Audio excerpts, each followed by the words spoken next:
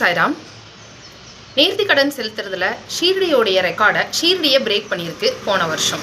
அந்த அளவுக்கு தங்க பொருட்களாலேயே நேர்த்தி கடனை செலுத்தியிருக்காங்க. அதுவும் ஒரு மாசத்துல இந்த ரெக்கார்டை பிரேக் பண்ணியிருக்காங்க. அப்படி பாபாவுடைய பக்தர்கள் என்னதான் தங்கத்தால நேர்த்தி கடனை செலுத்தியிருக்காங்க, அதோடைய மதிப்பு என்ன அப்படிங்கிறத நம்ம பார்க்கலாம். முதல்ல தங்க ரோஜா, அதோடைய மதிப்பு 1,50,000. தங்கத்தட்டு 74 லட்சம். தங்க பிள்ளையார் 12,39,000.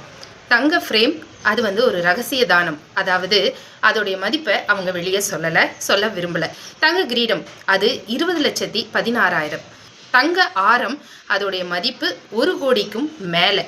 தங்க டாலர் அதோடைய மதிப்பு 1,50,000. தங்க குடை அதோட மதிப்பு தெரியல.